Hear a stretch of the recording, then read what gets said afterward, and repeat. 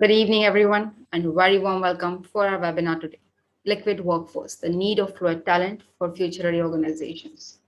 I would like to welcome Ms. Mekhala Munshi. Mekhala is a versatile HR with over experience of 23 years in human resources and management. Professionally loves helping organizations build leadership capabilities, processes for driving efficiencies, and helping build progressive and collaborative work culture. Over the last 2 decades, she has been a part of organizations that were in a transformational phase with major overhauls, which were a result of acquisitions, mergers, change of business models, the recessions of the millennium, and very recently, the pandemic. Currently, she heads the talent team for Cornerstone, the leading company in talent technology. She is a traveler at heart, loves exploring different cuisines, meaningful conversations, and likes to write. Welcome, Mekhala, once again. Thanks for joining. Over to you.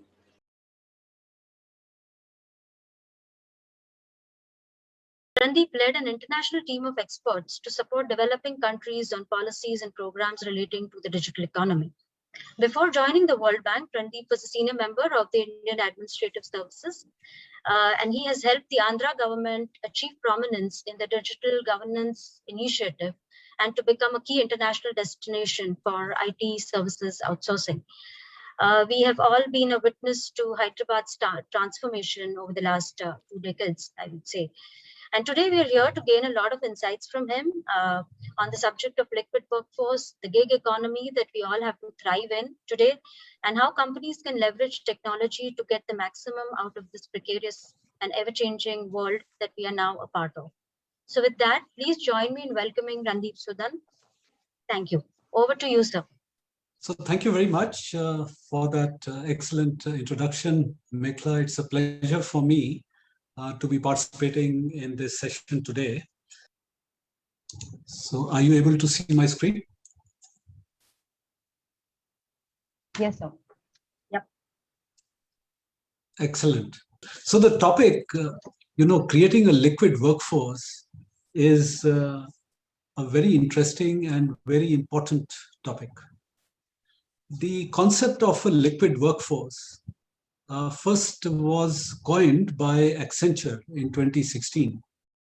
And the idea is essentially that with accelerating technologies, with changing business models, and with so much of disruption taking place in labor markets, it will be important for the workforce to be liquid in the sense that it can adapt to the changing needs of the market and also changing demands for skills and be able to be very agile and very adaptive. So that's the whole idea of a liquid workforce. Now, when a workforce is liquid, actually it also throws up the opportunity of a lot of innovation to take place, because innovation typically happens at the boundaries of disciplines. So when your workforce is liquid in the sense that it has certain expertise in certain domains and reconfigures itself to expertise in other domains, that is an opportunity ripe for innovation. Now, Accenture, when it introduced this idea of a liquid workforce, it also filed 4 patents on a liquid workforce platform. So 2 of these patents were filed in Australia, 1 was filed in the US, and 1 was filed in Germany. The Australian patents have lapsed, but nonetheless, when I was going through the patent application, I thought the whole approach and the concept was quite interesting, and it is something which would be important in the years to come. Now, the idea in the patent is essentially to be able to have a platform which would be capturing the skills of the existing workforce within an organization, and then also looking at what are the skills which similar jobs outside of the organization require, and then trying to see if there are any gaps between internal skills and what is trending externally. And based on those gaps, try and impart training to workers or try and build new capabilities, borrow capabilities, or even, hire new people, or of course train the existing workforce. So that's the broad idea of the liquid workforce patent filed by Accenture. Now let's look at the future and see, if you are to make your workforce liquid, what would it entail? So one thing which would be very important is that we would need to understand as to what skills are becoming more important and where is the demand trending. That's one area which we need to understand, because unless we are able to know what skills we need to have, it will become very difficult to impart those skills and have a liquid workforce. So how do you understand the trends in the labor market? So there are certain approaches which have been tried out by companies like Burning Glass, which is a Boston-based company. There's another one called EMSI, which is also a US-based company which is focusing on labor markets. And there's a company in Singapore called Jobcred. These are just a few examples of companies which are trying to do the analytics around labor markets to understand where skills are heading. So essentially what these companies are doing is that they are scraping data from job posting platforms, also scraping data from gig platforms, and also looking at what courses are being put out as part of these massively open online courses, and then integrating this understanding to see which skills are becoming hot and which skills are actually withering away, so to speak. So that's one approach of trying to understand where the skills are heading as far as historical data, history in the sense last 2 months, 3 months, last quarter, last 6 months, last 1 year is concerned. In addition to this, one also needs to have some understanding of where the skills are heading in the future. And that's important because it takes some time to develop these skills.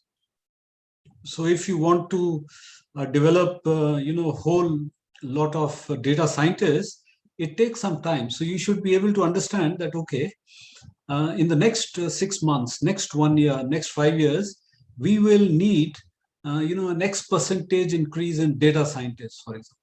Now that sort of predictive analytics is of course fairly difficult to do, but nonetheless we can get some broad directions by looking at what are the patents being filed, just like we looked at the Accenture patent.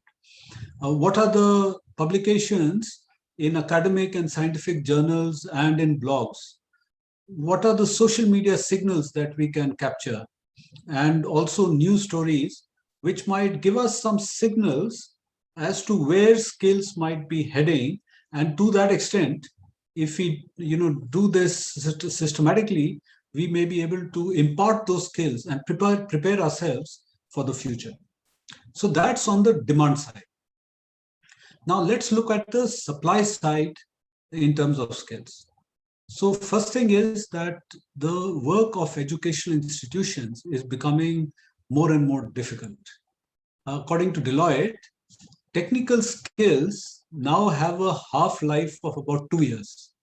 So just imagine that an engineering graduate, whatever he or she have learned in their college, in about 2 years' time, half of that will be overtaken by new technologies and new methods.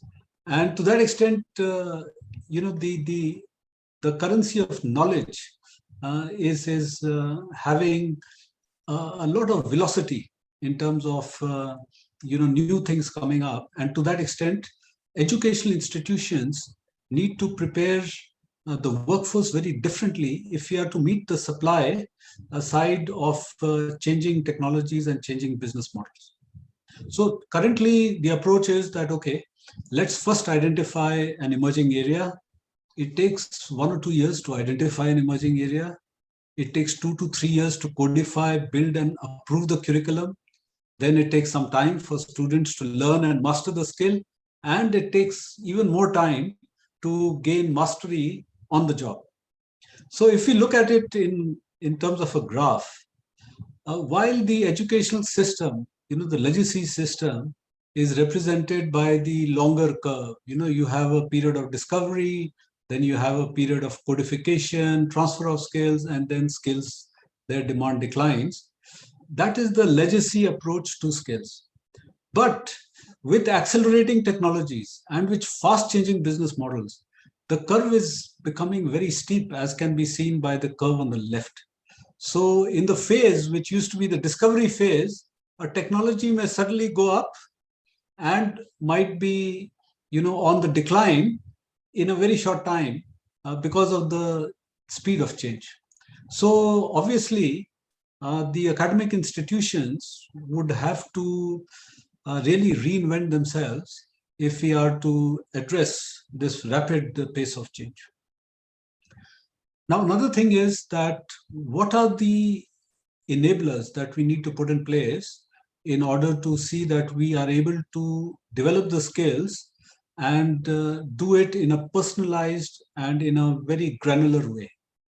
One thing which is very important is digital credentialing, because unless we know for each individual what are the skills that they are having, what are their interests, what are their aptitudes, and what is their experience, it will be very difficult to map what is the availability of skills to what is the demand for skills, and to be able to spell out skill adjacencies and the opportunities for bridging skill gaps.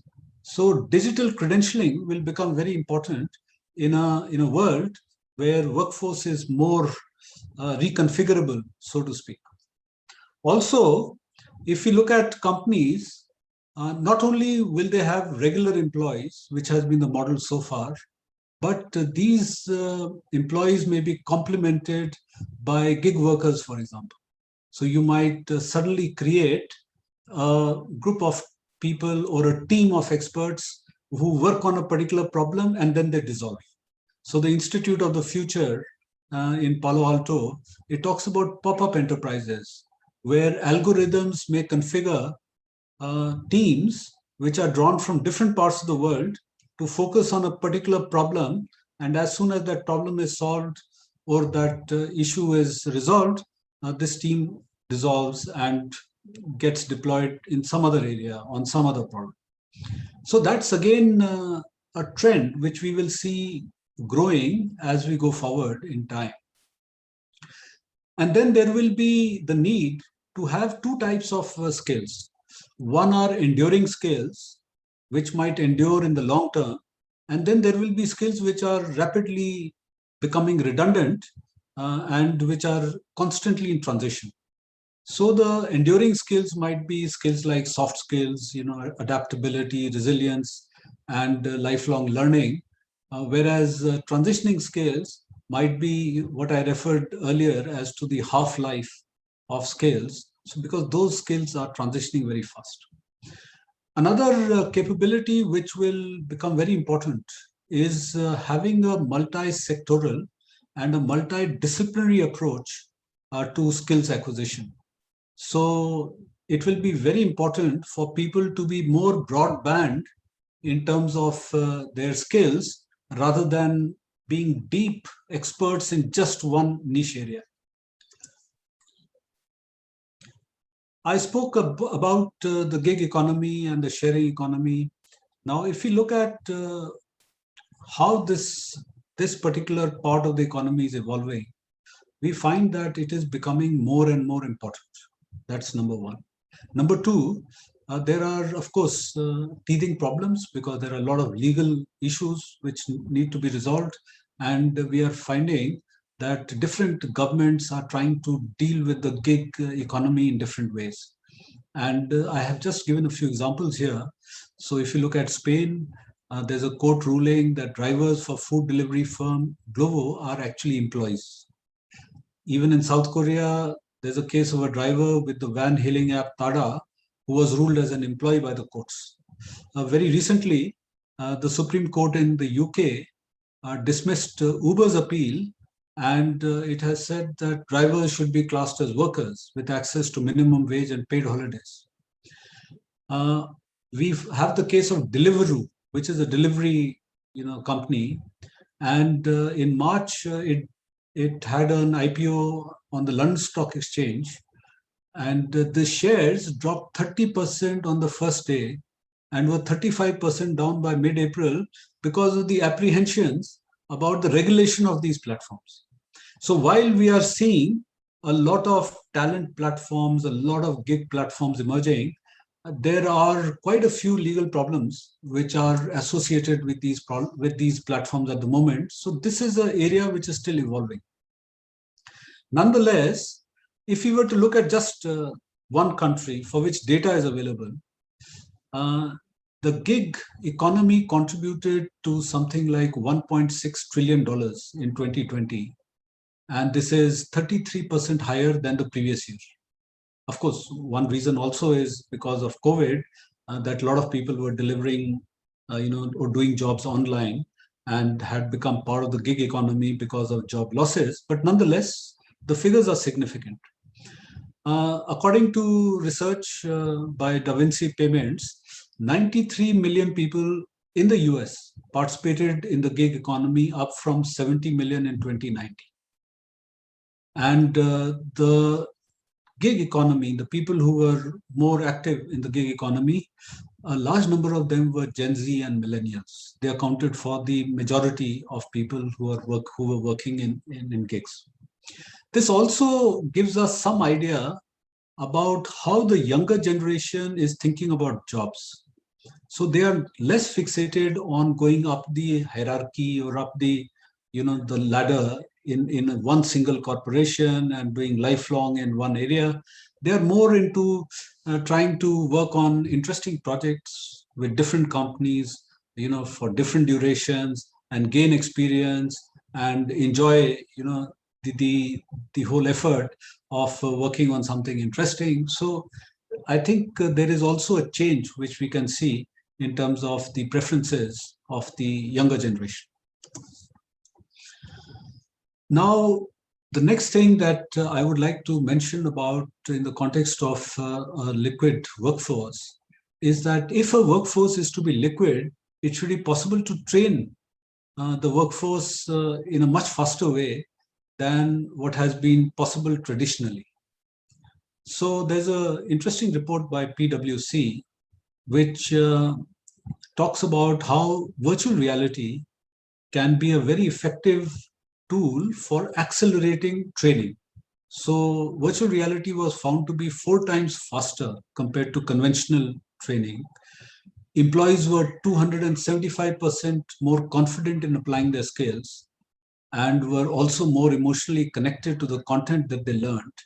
And they were 4 times more focused during their training. In fact, there's a study from Walmart where when workers used to be trained to man particular positions for Black Friday, when goods are being returned or when the amount has to be returned. So that used to take about 8 hours of training for a position to be able to handle that. And with the use of immersive technologies and with the use of virtual reality, that time could be reduced to 15 minutes with an even better level of performance. So this is remarkable.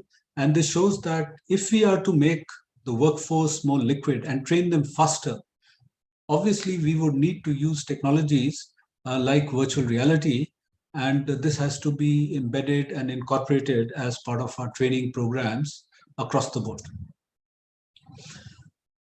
If we look at the forecasted expenditure on different technologies in education, we find here that augmented reality is poised to grow the fastest, even faster than artificial intelligence. So if we compare 2018 and 2025, as you can see from this chart, the fastest growth will be in augmented reality and virtual reality technologies. And this will have huge implications for making a workforce liquid by virtue of rapidly skilling, upskilling, and reskilling workers. Now let's step back and just look at this whole area from the perspective of governments. Number one capability which governments will have to bring into play is the ability for strategic foresight. Because when things are changing so fast and things are evolving so rapidly, governments will have to necessarily systematically think about the future. And the whole discipline of strategic foresight, it helps governments to do precisely that.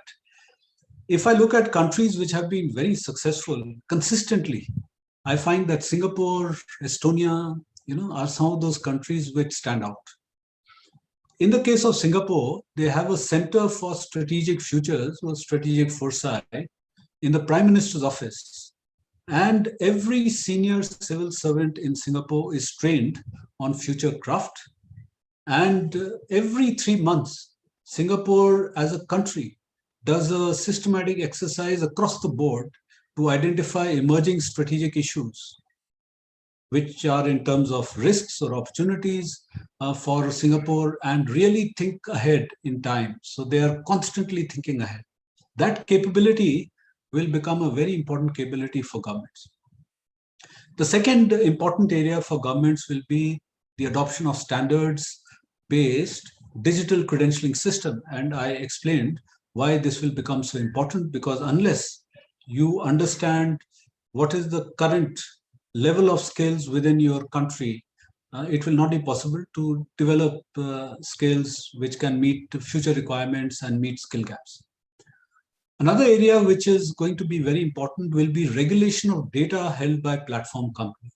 So if you look at, say, LinkedIn today, LinkedIn has a whole lot of data on a lot of people, in terms of their skills, in terms of their movements from one job to another, from one geography to another. But this data is proprietary. And this data is not available to governments or to other companies to be able to analyze and act upon that data. Similarly, if you look at job posting platforms, all the data that they have is proprietary. If you look at Burning Glass, you look at Jobcred, EMSI, all the data is proprietary data. Whereas the information and the data on jobs and skills is so important to every one of us that it has to be data in the public domain.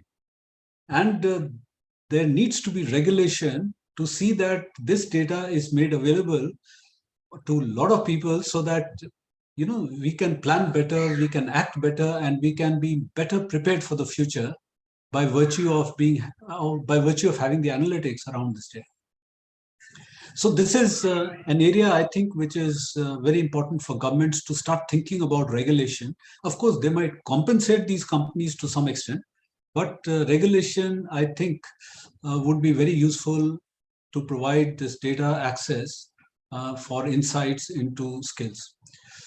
Then there is a need for creation of data spaces for developing skilling solutions. So you may get data, say, from LinkedIn, from Burning Glass, and you may get data from the Labor Department and data from the Education Department. But this data has to be made available on some common platform in an easily accessible manner, so that this data can be crunched, can be analyzed, the artificial intelligence solutions can be developed around that, and some value can be provided to every single citizen. For that, you need data spaces, a concept which the European Union has been mentioning as part of their European data strategy, which they launched last year. And then, of course, if you're collecting a lot of personalized data, you need to have systems of data privacy, encryption of data, or even creating synthetic equivalents of the data, so that privacy is ensured while data is available and data is representative of the population, so that the analysis is accurate. And of course, we need the ability to analyze data at scale, and we also will need governments to be more active in terms of lifelong learning environments. So if I look at Singapore, Skills Future Singapore, it provides 500 Singapore dollars to every Singaporean for acquiring a range of skills, including they can spend this money even on MOOCs. They can go to Coursera, get a certification, and pay for it using this amount which the Singapore government is providing. And last year, I think they trained 540,000 Singaporeans. And the total population of Singapore is about 5.3 million people, so which means 10% of the population. actually availed of this benefit and got trained, which is huge when compared to other countries. So these are some of the examples of policy levers which will become important if we are to look at a liquid workforce and be better prepared for the future. So that's my presentation. I touched upon a few areas, just to give you a feel for the various dimensions which one would need to be cognizant of while thinking of a liquid workforce. Thank you, Randeep, sir. That was a lovely overview. I'm sure our audiences have got a good feel of what all can entail this. When we talk of this liquid workforce, it has so many facets to it, and it's such a vast subject, and it's such a vast, I would say, such a big opportunity for actually governments, people, or corporations to actually embrace this. The first question actually that comes to my mind, Randeep sir, is that it's like, let's look at it from the organizations or corporates point of view. There are companies who may, or executives like me may learn about this whole liquid workforce model, and we may know that, okay, this is the way to go, this is the future. But how do we really go about approaching this idea or really implementing this model? Right. So if I look at companies, Mekhala, there are some companies which have started looking at this liquid workforce concept and preparing themselves a little better. So if I'm a CEO of a company, now what does having a liquid workforce means? It means a couple of things. One is being able to understand that what are the skills that my company will need in the future, right? Because unless I know that, how will I prepare myself? So that's first thing. The second thing is that we need to have an understanding that if I require X skill in the future, will I skill up my existing workforce, or will I hire some new guys, or will I borrow, like from the gig or from talent platforms, I'll borrow the workforce and I will meet that requirement. So that understanding has to be very clear. And then there also has to be an understanding that, look, I have a workforce within my company. Do I know whether there are people in my company who can actually be moved laterally and they may be able to, do this job in a much better way or with very little, additional sort of expense. Now, all these things need to be understood very well, right? So if you look at companies, companies are quite a bit organized like silos. Even though we keep criticizing the government, that the government is very siloed, I feel that, large companies are also siloed. So there have been cases, for example, a company which had 70,000 employees, but they had 96,000 job descriptions. So which means that the job descriptions are so granular and so detailed that lateral movement will become very difficult, because nobody will exactly meet a particular job description if it is so detailed. Right. So what has happened is that there are companies like Vanguard, for example.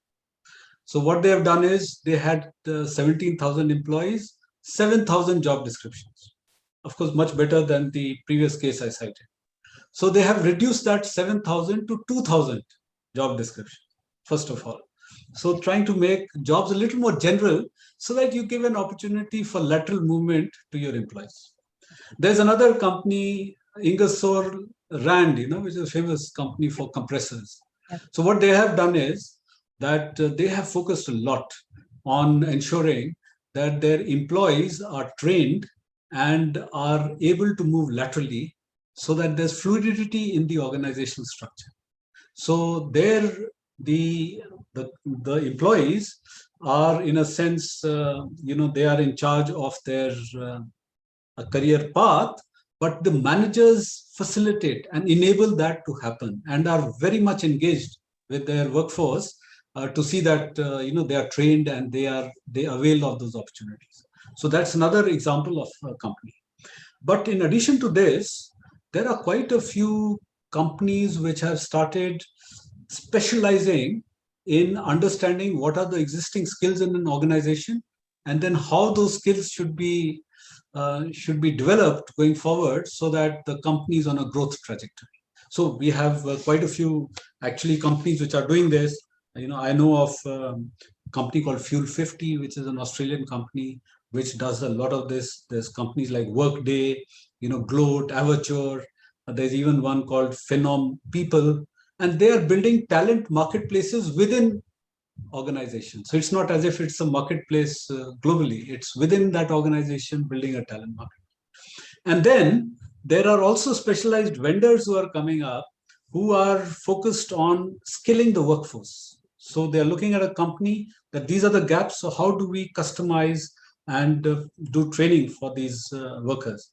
So there are companies like Degreed, Edcast, Eightfold.ai, and Filtered, which are focused on this aspect. So there are interesting examples which are coming up, and we find that from the LinkedIn does a survey, the Global Talent Trend Survey 2020 actually says that 70% of organizations are now focused on internal recruiting because they find that workers are more appreciative and there is higher retention of workers if that is the strategy which is adopted.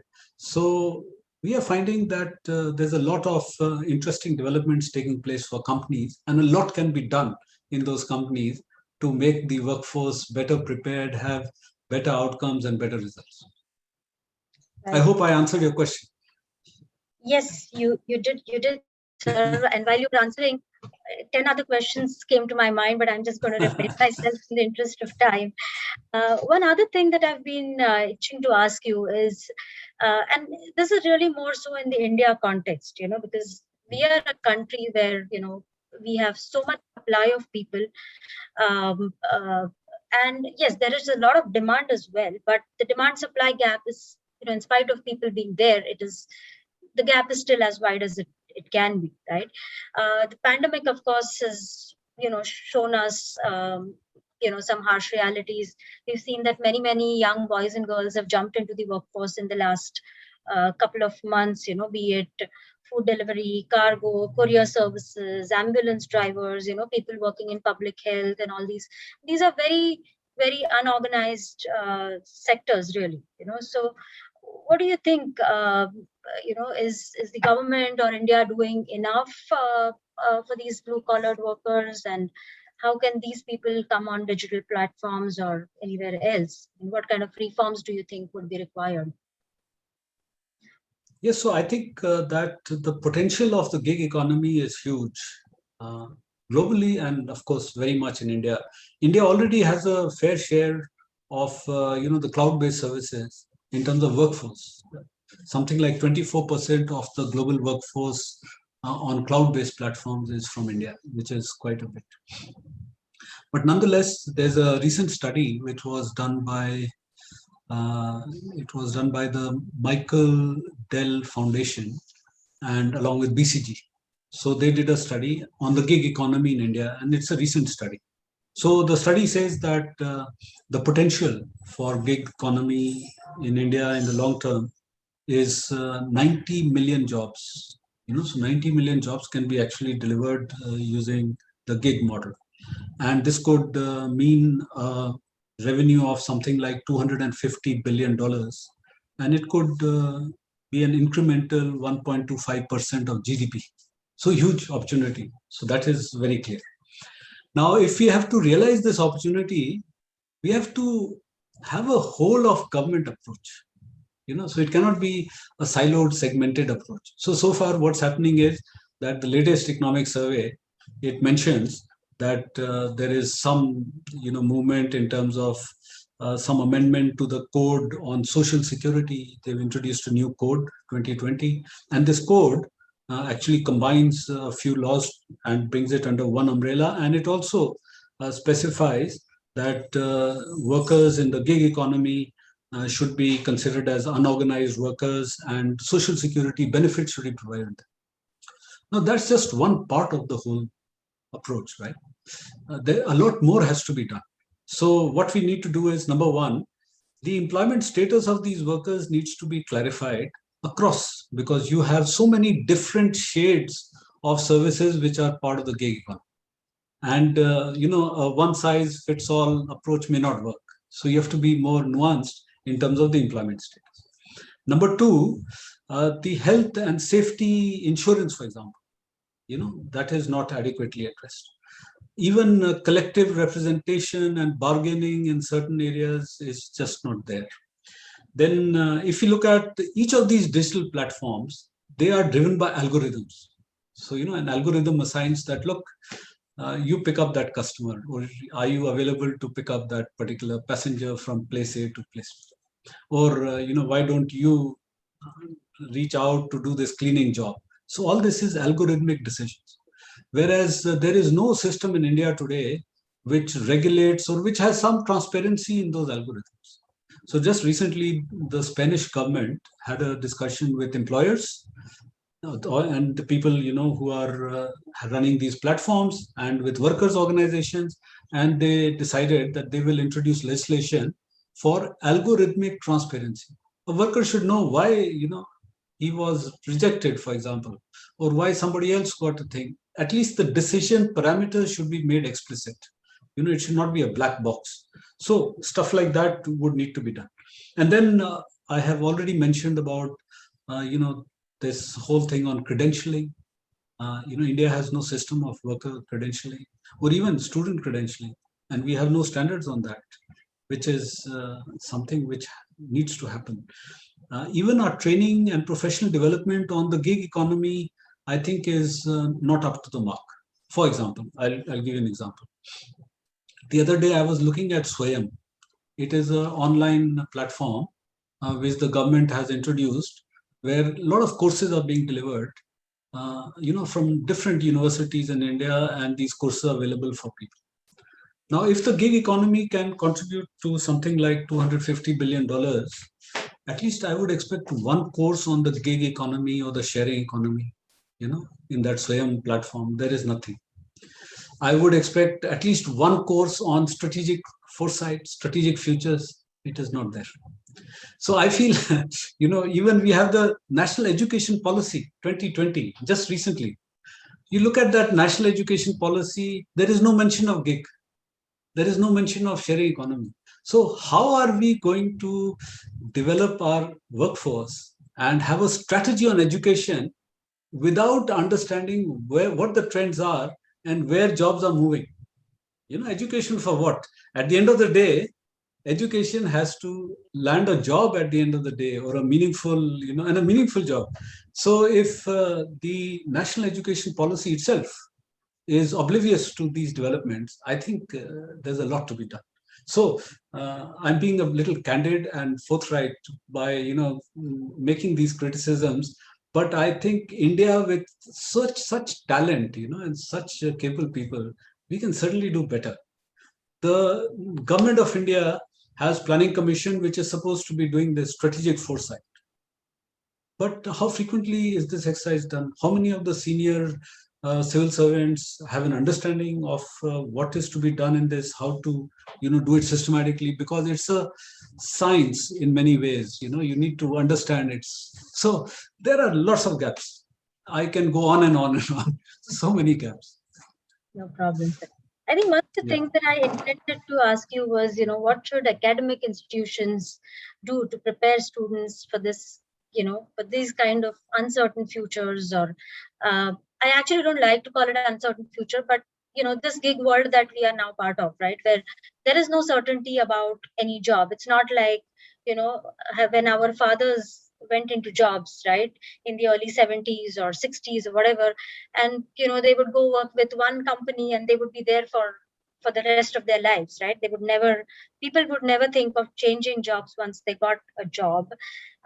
So I'm digressing a little bit, but from there to now, today's world where people don't, the very highly skilled and highly competitive millennials and Gen Z, if you see, they don't want to stick to one company for a long time, right? They don't really want that stickiness. They want to be gig workers.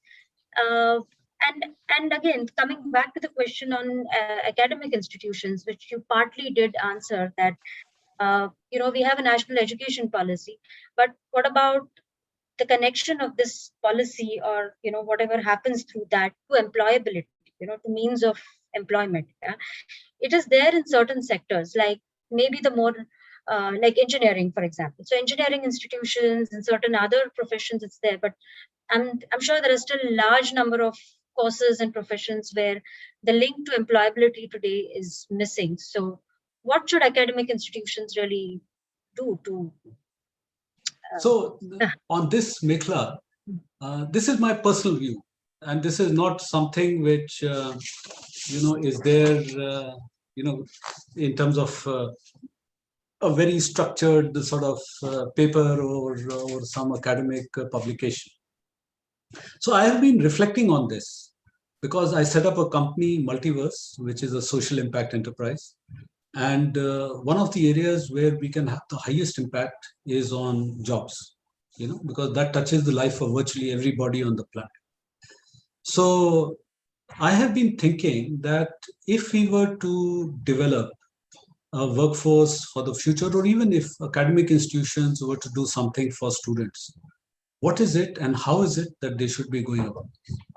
So one thing is that we need to have students who are constantly, in a sense, living in the future, because every student should be thinking, where is the world heading? What are the foundational shifts that are taking place in the economy, in the society, in jobs, in companies? Now that's one area which I think every student has to, especially going forward, should have that capability. The second thing is that because we do not know, what job exactly will this person be doing, say 5-10 years from now. We don't know what jobs will be emerging in the future. So what we need is a skill which is, in a sense, a T type of skill. So you have a deep expertise in one area, but you have a broad understanding of different domains, and you are able to synthesize that understanding. And that skill has to be developed as part of your academic sort of training. So how would we do that? So that's a $1 million question. So I was just thinking this week, and I had some initial conversations with the director of IIT Jodhpur. I talked to him.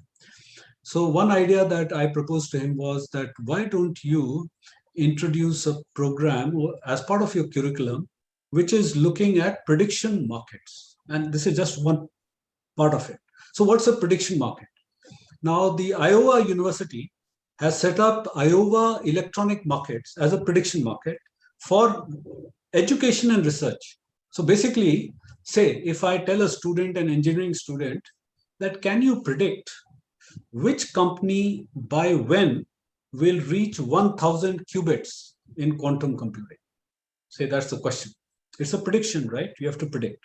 Mm-hmm. Now, if you have to answer that question, you need to know which companies are into quantum computing, at what level of qubits have they already reached, how much investment is going into this area, what is the demand in this area, what is the subsidy which different governments are providing, which are the leading universities in this, what are the leading partnerships. You have to have a broad spectrum in terms of thinking to answer that simple question. And depending on the answer, that answer can also be validated in terms of something called a Brier score. A Brier score is essentially looking at how accurate your prediction was, right? So that's now this approach actually is being tried out by many governments. So I give the example of a university, Iowa Electronic Markets. Actually, there's another university which has a platform called Predict in New Zealand. It is the University of Victoria in New Zealand. There's another university of the Georgetown University in Washington, which also has a platform called Foretell, and all these are for education and research. Just last issue of The Economist, it talked about something called Cosmic Bazaar, where the UK government has put a prediction market for its civil servants to make them think about the future. Now, obviously, there is value in this. And this could be part and parcel of the curriculum to make people think. That's just one idea. There's another idea, which is to look at companies. You connect to companies and say that these educational institutions will give you the emerging strategic issues every quarter. And students will go into that, right? So exactly what Singapore does for its government, you just imagine hundreds and thousands of these academic institutions picking up signals and being connected to companies. So companies will benefit because companies have to think ahead. And there will be so many students who will be engaged with companies, and that also becomes a better hiring mechanism for companies, and so that's another possibility, number two. And then the third possibility might be that we should be getting students to work on challenges, on real life challenges. And those challenges might be for companies, they might be planetary challenges, because solving a problem, I think, is the best way to prepare for the future. So the capability to think broad spectrum, think ahead, and be able to solve. So the motto of my company, Multiverse, is think ahead, think across, and think again, be humble. So I think that's the approach which should be followed. Right. Thank you, sir. I think that was such great insight. I mean, constantly recalibrating that corporates and industry must do, educational institutes must do to constantly keep calibrating their, academic curriculum, which today India is. Yes. It is a very, very big problem because we have such dated curriculum that when people come out being graduates, engineering graduates, or even otherwise, many other streams as well, that they are, they're lost. There's a whole lot of learning, relearning that has to be done before they actually become productive on jobs in real industries. So I think that's something which our academic institutions must take as a big warning bell, and must begin to really take up this change. Yes, I think we don't have a lot of time, sir, but I have one or two just few questions. And before we take on questions from the participants today, we have, I think, one question from the participant. Before that, I'd like to just quickly ask you one more. Okay, this is a little close to my heart, sir, because being a lady in the workforce, times where all of us talk so much about diversity and inclusion, I'd like you to say a few words about how the future of work is likely to impact women in the workforce. The workforce, the way it is evolving, it will be a mixed picture for women, I think.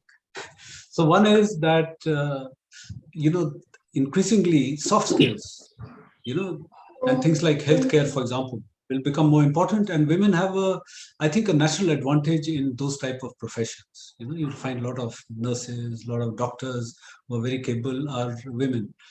So that's one area. It may also reduce the drudgery of work, because maybe, at least in the West, where the robotics and AI and all that may introduce some things. Third, there may be a positive in terms of the gig economy, because you can have more flexibility in terms of work. You need not go for a 10 to 5 or a fixed job. So that also might be positive. But there are also negatives to this. Because generally women are in those professions which, for example, they are into clerical jobs. These clerical jobs will be overtaken by AI, and those jobs will disappear, actually. So a lot of women will be impacted. They are also into sales, for example. Now, when sales are moving completely online, and the sales function is getting redundant, a lot of women will lose those jobs as well, too. Also, we find that if you look at the employment of women as compared to men, there's some data which says that 49% of women over the age of 15 are employed, compared to 75% of men. So less women are employed as compared to men. And also, if you look at formal employment, if you look at a country like Sweden, 61% of women are formally employed, whereas India, Pakistan, the figure is only 25 to 27% of women, so very low percentage. And then, because the economy is becoming more and more digitized, even there's a gap in the access to, for example, the internet of women. So just recently there was this study, which is the National Family Health Survey in India. 2020 they did this health survey, and as part of the survey, they tried to see what is the access to internet for women and men. That's one of the areas that they, and they found that 42% of Indian women had ever used the internet, as compared to 62% men. There's a 20% gap between men and women in just the use of the internet, for example. And all these jobs we talk about the future are going to have elements of digital technology in them. So women are at a loss. There's also some study which was done by Team Lees, which looked at executives in delivery services, men and women, same job, same sector, and women were earning less than men for exactly the same job. There's no difference. I mean, exactly the same job. So there are, I think, some, there is still a long way to go for women to catch up. And the picture going forward is a very mixed sort of picture. And governments will have to be more active in ensuring that, there is more inclusive development and women really come to the forefront to be able to participate fully in the economy. Mr. Sudan, I have a question. Yes, first of yes, all, Chaudhary Garu. First of all, excellent presentation, Mr. Sudan. My question is, see, today our education, particularly the higher education in India, looks like after listening to your presentation, we are in the Bronze Age or Iron Age. I don't know when we can catch up and how we can catch up. That's question number one. Question number two is, I don't think the way COVID situation was handled by all the governments in India, I don't think the government can do anything in the higher education the way new reforms are happening. Is private sector in India, it cannot come up to the expectations of the youth and create the opportunities, whatever you mentioned. Is that a possibility, or that's not possible? No, in fact, you have raised a very important question, Mr. Chaudhary. So the issue is that, especially following COVID, a lot of education has moved online, right? And it is the first time that a lot of students got exposed to actually participating in classes which are completely online.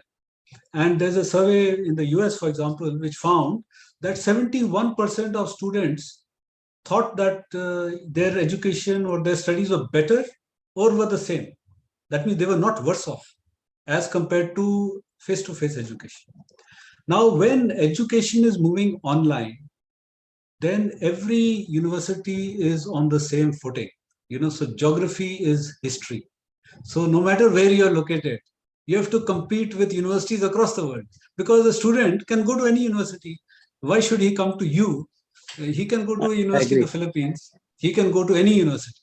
So in an online world, universities, their success will depend on how effective they are in terms of employability. How much, whatever courses they are offering, whether that will end up in a job. So which means that those universities which collaborate closer with private sector, both in terms of companies which might be hiring, and also in terms of companies which might be imparting new ways of education. So maybe immersive education, there might be companies which specialize in that, or there might be algorithmic companies which develop algorithms which can assemble courses on the fly for meeting a particular requirement. So that's also specialization. There may be companies which have a better understanding of skills. So I feel that the universities, unless they start moving towards research, and start collaborating with the private sector and have a hybrid approach, will not succeed in the long term. I agree. One more trend I am noticing in India, Mr. Sudan, most of the companies, particularly technology companies, they're delinking the degree certificates of the students who are approaching jobs in those companies. In fact, they're looking at taking them at +2 and creating their own university within that company, so that they can complete rest of the whatever the degrees as per their requirement and all that. That trend initially started by Wipro, now Joho Corporation, Mu Sigma, a lot of tech companies, product companies, they're all adopting that kind of because they have seen government has miserably failed in the higher education in particular. And that's the kind of trend that we are seeing in the private sector, particularly technology sector in India. So do you think, I mean, private sector taking up that route will be able to solve the employability issue, the job, whether jobs will be there for Indian youth who are coming out of the schools and all that? Do you think that will be one kind of an answer? Of course, I think even the recruitment by companies will start becoming more focused on solving a problem, and then based on that, hiring somebody rather than by qualification. So just imagine, and this is of course in the lighter vein, in December 2018, an 8-year-old drove his father's minivan, 8-year-old, and took his brother to McDonald's. And when he was asked, how did you drive this minivan, right? He learned that on YouTube, 8-year-old. So just imagine that, this youth are learning competencies in completely different ways. So the test is actually being able to accomplish something, and more companies will focus on those capabilities rather than on qualification. Now, if you look at another, sorry, yeah, please go ahead. I agree with that. But unfortunately, what is happening is parents are stopping the youth not to learn that. You only go by what your school is telling, what your college is telling. That's where I'm seeing that maybe we have to do a lot of awareness program for the parents, allow the students to learn this thing through the Ecologia, through YouTube or whatever it is. Because the parents, if they say for no, you'll not be able to get 90% marks in the your class and all that, this thing. That's where I'm seeing there is you are absolutely right. The kids are capable of learning anything. I told you also my first grandson, who is 8 years plus, he's already learned C, then Python, is programming, all that, this thing, because the parents are all encouraging. But I don't think many parents may be encouraging. They may be telling your school curriculum is more important. You're getting marks are more important. So that's where I see a lot of issues in India. Right. But Mr. Chaudhary, I think, for example, this ECOL is school in French, right? ECOL 42, which has been set up by Neil Xavier, the French billionaire. That has no curriculum and no professors, no faculty, zero. So it's only students, and they are working on problems which they are trying to solve. And in fact, the way that they are able to access knowledge, expertise, talk to people and get ideas and get solutions is what determines success. So 21 levels of problems need to be solved to complete that course. And I feel that that approach might be a much better approach. Maybe we don't go 100% ECOL 42 way, but at least 50% if we are more oriented towards solving problems and incorporating that as part of the curriculum. I think that might be the way to go. This ECOL 42, is it available for all the global students, whether Indians or anybody around the globe? Yes, so they have a stringent entry criteria. So they have something, first of all, they don't charge any fees, zero fees. Number two is that they put students in teams of 7 because, there is this famous psychologist Dunbar who has the Dunbar's number of how many people can interact with each other, properly. So you can interact maximum 150 people, but a good size is 5, where you can have intimate discussions and can. So 7 is the number which they follow. And number 3 is that they have a test for entry. So the test is not what your qualification is. It's not that you have done high school. No, nothing. Qualification is not tested. Test is that you're given some problems and they see how persistent you are. How much of grit and determination you bring to play while trying to solve those problems. And that is a program which is done for 1 month before they admit you. Oh, I see. I see. So the approach is very different. So for the Indian numbers, in that case, maybe Ravi, if you are there on the call, maybe it's an opportunity for people like you to start iCall or T-call 42 in India, because otherwise our kids may not be able to get through that tough entrance. Even they get, but number of seats are limited. So I think there is an opportunity for us to replicate that. Maybe some of the entrepreneurs like Ravi.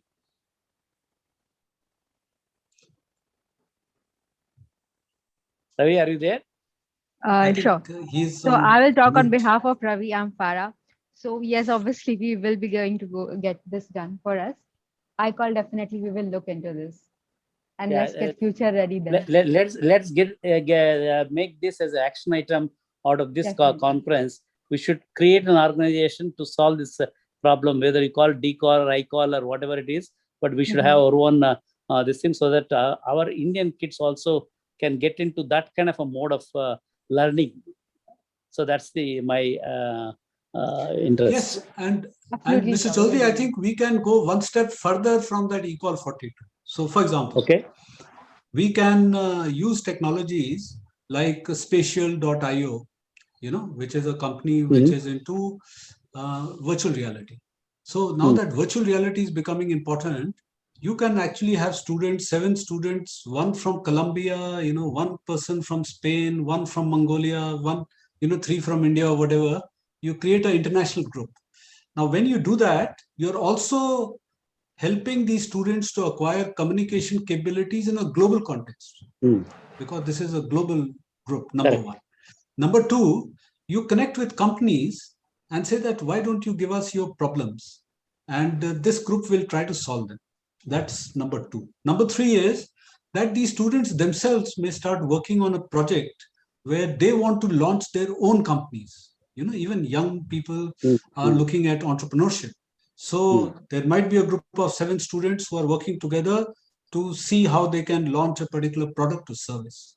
And then have a recruitment system which is to some extent elitist, because you want to get the best and create a model which attracts attention, becomes successful, and then it gets replicated. It's much easier to replicate something which like everybody wanted to have an IIT or an IIM, because the fact that these are very prestigious institutions. So if you can create that, I feel that we may do one step better than equal 42 and use latest technologies, approaches linked with companies and with global students to do much better. Maybe we should have offline discussion on this project, Mr. Sudan. Maybe myself, Ravi, will have offline discussion on this. Sure. Thank you. Yes, thank you, Mr. Chaudhary, for those questions, and thank you, Randeep sir, for all your insights there. We've got one question from the audience. This is, how big is the effect of gig economy on confidential data breach of a firm, since there can be contract workers and can easily be planted as rivals? So yes. So this is a very important question, because when you're dealing with confidential data, that data access giving to a gig worker may have to be carefully done. So it can be done in various ways. One is that companies may give, for example, synthetic data. So that data is not the actual data; it is synthetic data, and to that extent, privacy of whatever data is ensured. That's one approach. Second approach is, of course, to go to companies where even these gig workers are vetted.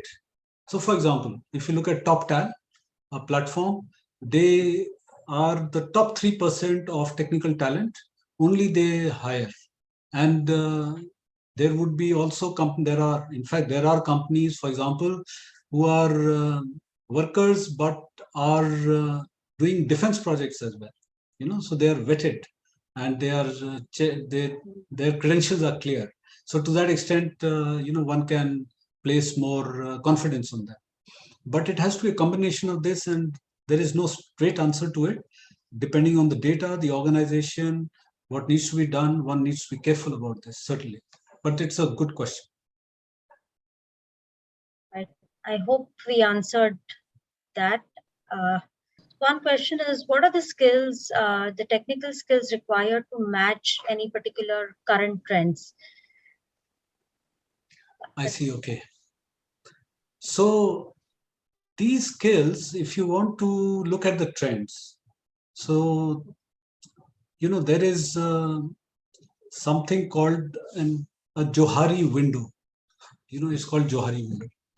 And I'll just explain what the Johari window is. And I'll explain what skills are required in the context of this Johari window. So there were these psychologists, Joseph Luft, and Harrington were psychologists. So they looked at 4 quadrants. So these quadrants essentially, let me see if I can show, let me see. I'll use a slide to show this. It will be better, I think. Yes, so this is an adaptation of the Johari window by Donald Rumsfeld, who was Secretary of Defense, right, in the US government. So basically, when you're looking at the future, you are looking at 4 quadrants. There are certain things which are known knowns. We know what we know. We are very confident about that. Now, when you're looking at knowns and you're looking at the future, it is essentially looking at quantitative trends. How is demographics changing? If it is companies, what are the number of transactions which are happening, or data, quantitative data, which can be extrapolated to the future. That's one skill, which is basically forecasting in terms of data, because you are addressing known knowns. We know what we know. But then there are known unknowns, which means that we know that there are things that we don't know. So you need the capability of developing scenarios. So scenario planning, wildcard analysis, these are skills which you require also to be able to address that quadrant. Then there are unknown knowns. We don't know what we actually can know. For doing this, you need to do emerging issues analysis. You need to do weak signals analysis. You need to do horizon scanning. And this is a capability in itself, skill in itself. And then, of course, there are unknown unknowns. We have no idea what we don't know, because that. So there we bring science fiction, sort of prototyping and science fiction stories, and try to imagine, So basically, if you are trying to look at the future, you need capabilities in quantitative forecasting, quantitative analysis, looking at what are the trends, and then you need emerging issues analysis, which is across sectors. So there is one approach which is normally used, which is the pestle approach. So you look at political, economic, social, technological, legal, environmental, look at all those factors, and then identify what are the signals which might impact a particular decision that you're going to take. So how do you do this pestle analysis? How do you do horizon scanning? How do you do, what is a weak signal? How do you find that? So all these skills are required to be able to become good at being plugged to the future.